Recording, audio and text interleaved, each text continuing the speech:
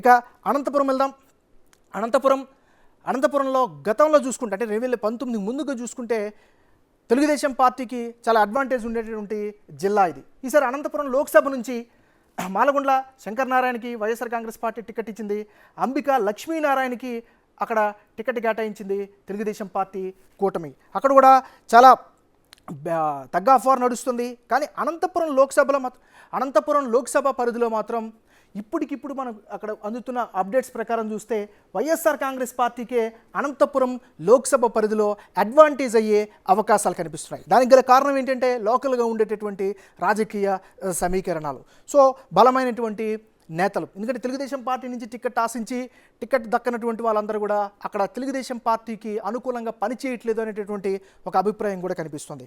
So ఈ parliament పరిధిలో 2 నియోజకవర్గాలకు సంబంధించి ఒకసారి మనం పరిశీలిస్తే ముఖ్యంగా తాడిపత్రి హై ఇంటెన్సిటీ నియోజకవర్గం తాడిపత్రి. ఎందుకంటే తాడిపత్రి నుంచి గతంలో ప్రాతినిధ్యం వహించినటువంటి వాళ్ళందరూ బలమైనటువంటి నాయకులు. ఈసారి తాడిపత్రి నియోజకవర్గం చూస్తే కేతిరెడ్డి పెద్దారెడ్డి వైసీపీ నుంచి పోటీ చేస్తుంటే అస్మిత్ రెడ్డి జేసీ కుటుంబ వారసుడిగా ఆయన బరిలో నిలుస్తున్నారు. సో వీళ్ళిద్దరి మధ్య కూడా టఫ్ ఫైట్ అయితే నడుస్తుంది.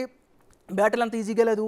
ఎవరి వ్యూహాలు పండుతున్నారు, ఎవరు తగ్గ అస్త్రశస్త్రాలు వాళ్ళు వినియోగిస్తున్నారు. ముఖ్యంగా రీసెంట్గా పెద్దారెడ్డి ఆధ్వర్యంలో చాలా చేరికలను కూడా ఎంకరేజ్ చేశారు. లోకల్గా ఉన్నటువంటి జగన్మోహన్ రెడ్డి అక్కడ సిద్ధం సభల్లో కూడా చాలా యాక్టివ్గా పార్టిసిపేట్ చేశారు, కార్నర్ మీటింగ్లో కూడా. అయినప్పటికీ కూడా జేసీ అస్మిత్ రెడ్డి మొదటి నుంచి కూడా గ్రౌండ్ వర్క్ చేసుకోవడం, వాళ్ళ తండ్రి రాజకీయ లెగసీ, మరోవైపు సూపర్ 6 ఇవన్నీ కలిసి అక్కడ తాడిపత్రుల్లో అయితే as of today Telugu Desam party అభ్యర్థికి కాస్త అనుకూలమైనటువంటి పరిస్థితి అయితే కనిపిస్తోంది. ఇక ఇదే పార్లమెంటు నియోజకవర్గంలో ఉండేది మరొక నియోజకవర్గం ఉరవకొండ. సో ఒకసారి ఉరవకొండకి వెళ్దాం. ఉరవకొండలో రాజకీయాలు కూడా చాలా టిపికల్గా ఉంటాయి. ముఖ్యంగా వై విశ్వేశ్వరరెడ్డి చాలా సీనియర్ నాయకుడు, వైఎస్ఆర్ కాంగ్రెస్ పార్టీ నుంచి బరిలో దిగారు. ఇక పయ్యావుల కేశవ్ తెలుగుదేశం పార్టీ సీనియర్ నాయకుడు అండ్ ఫైర్ బ్రాండ్ నాయకుడిగా మనం చెప్పుకోవచ్చు పయ్యావుల కేశవ్ని. ఎందుకంటే తెలుగుదేశం పార్టీకి సంబంధించిన ఏ ఇష్యూ వచ్చినా కూడా మీడియాలో ఎక్కువగా కనిపించే వ్యక్తి కూడా పయ్యావుల కేశవ్. సో ఉరవకొండలో పరిస్థితి అయితే మనం చూస్తూ ఉన్నాం.